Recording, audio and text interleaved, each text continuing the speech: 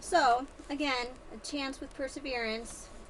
I was wanting to read till the end of the book, but apparently I can't do that with it recording. So I'm going to read chapter 23 and move on.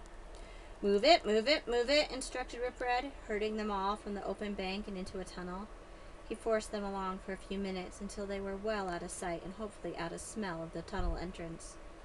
At a small chamber, he gave the order to halt. Stop, you, stop, sit, you, oh, slow your hearts.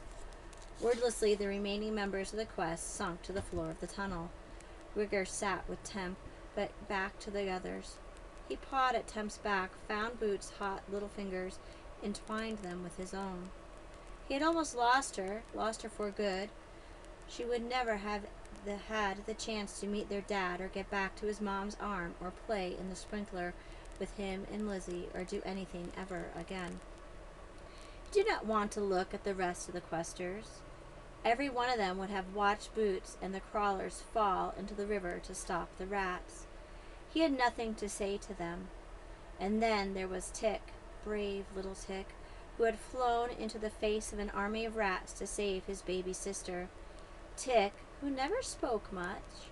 Tick, who shared her food. Tick, who was after all just a roach. Just a roach who had given all the time she had left so that Boots could have more. Gregor pressed Boots' fingers against his lips and felt scalding tears begin to slide down his cheeks. He hadn't cried, not the whole time he'd been down here, and there had been plenty of bad stuff. But somehow Tick's sacrifice had crushed whatever thin shell remained between him and sorrow. From now on he felt an allegiance to the roaches that he knew would never fade. He would never again take a roach's life, not here, and not if by some miracle they made it home in the overland. He felt his shoulders begin to shake.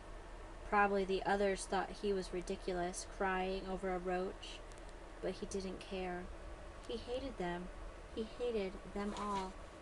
Temp, whose antennas had drooped down over his head, reached out and touched Gregor with a feeler. Thank you.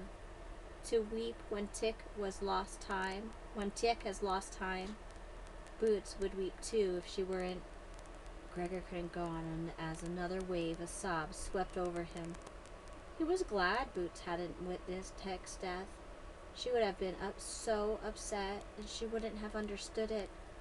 He didn't really understand it either. Gregor felt a hand on his shoulder and jerked away. He knew it was Luxa, but he didn't want to talk to her. Gregor, she whispered sadly. Gregor, no, you. We would have caught Boots and Temp if they fell. We would have caught Tick, too, had they been any reason. He pressed his hand against his eyes to stop his tears and nodded. Well, at least that was a little better. Of course Luxa would have dived after Boots if she'd fallen. The Underlanders didn't worry about falling the way he did. Not with their bats. It's okay, he said, I know. When Luxa sat beside him, he didn't move away. I guess you think it's pretty stupid, me crying over a roach. You do not yet know the Underlanders if you think we lack tears, said Luxa. We weep. We weep, and not just for ourselves. Not for Tick, though, said Gregor with a trace of bitterness. I have not wept since the death of my parents, said Luxa quietly. But I am thought to be unnatural in this respect. Gregor felt more tears slipping down his cheeks as when he thought of how badly he had been hurt to lose the ability to cry. He forgave Luxa everything at that moment. He even forgot why he needed to forgive her. Gregor, she said softly when his tears had stopped, if you return to Regalia and I do not, tell Vicus that I understood. Understood what? Asked Gregor. Why he left us with Rip Red, said Luxa. Why we had to have a Gnar to see. I see now he was trying to protect us. Okay, I'll tell him, said Gregor, wiping his nose. He was quiet for a minute, and then he asked, so how often do we give Boots that medicine? She still feels pretty hot. Let us dose her now before we move on, said Luxa, stroking Boots's forehead. Boots murmured in her sleep but did not wake up. They slipped a few more drops from the bottle between her lips. Gregor stood up and tried to shake off the pain. Let's get going, he said, not looking at Ripred. The rat had been in tons of wars. He'd probably seen lots of creatures killed. He told Gox to eat Treeflex. Gregor was sure Tick's death affected him as little as, well, as swatting a roach affected people in New York City. But when Ripred spoke, his voice lacked its usual snide tone. Take heart, Overlander. Your father is nearby. Gregor lifted his head. How nearby? An hour's walk, no more, but so are his guards. We must all proceed with extreme caution. Bind your feet in webs, speak not, and stay close behind me. We had rare luck at the bridge. I do not think it follows us where we go now. Gox, whom Gregor had beginning to appreciate more as time passed, quickly spun thick silk slippers to pad their feet. As Gregor held his flashlight for Luxa to put on her pair, the light faded. He dug into his pack and came up with the last 2 batteries. How much longer can your torchlight last? Gregor asked Luxa. He had noticed they'd gone to 1 torch when they went up with Ripred, apparently to conserve fuel. Now that 1 torch burned low. A short time only, admitted Luxa. Your light stick? I do not know, said Gregor. They are my last batteries, and I don't know how much power is left in them. Once we have your father, we will not need light. Ours and Aurora can get us home in the dark, said Luxa encouragingly. They're going to have to, said Gregor. The questers regrouped. Ripred led with Temp and Boots behind him. The tunnel was large enough for Gregor and Gox to walk side by side. Aurora and Ares fluttered along next, making short, silent flights. Henry and Luxa brought up the rear on foot, swords drawn. Ripred gave them a nod, and they started off deep, deep into enemy territory. They tiptoed along, scarcely daring to breathe. Gregor froze every time a pebble moved beneath his foot, thinking he had triggered another rat assault. He was very afraid, but a new emotion was rising up in him, giving him strength to keep putting 1 foot in front of the other. It was hope. It flowed through him, insisting that he break his rules. His father was nearby. He would see him soon, if only they could keep moving forward undetected. He would see him soon.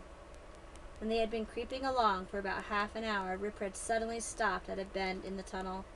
The whole party pulled up behind him. Ripred's nose twitched furiously, and he crouched. A pair of rats sprang from around the bend. In an impossible move, Ripred tore out one's throat with his teeth, while his back feet blinded the second. In another flash, both rats lay dead. No one else had the time to raise a hand.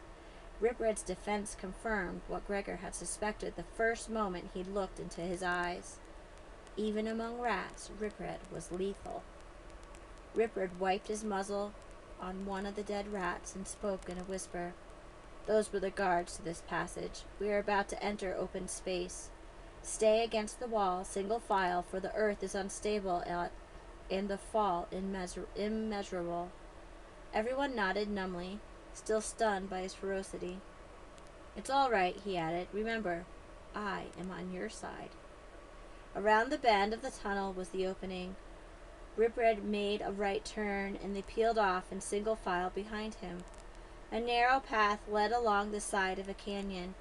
When Gregor shone his light into it, he saw nothing but blackness, and the fall is immeasurable, he thought. The ground under his left foot, the one closest to the void, crumbled and sent a shower of stone and dirt into the darkness. Gregor never heard it hit the bottom. His only consolation was that Aurora and Ares were inching along somewhere behind him, ready to save anyone who fell.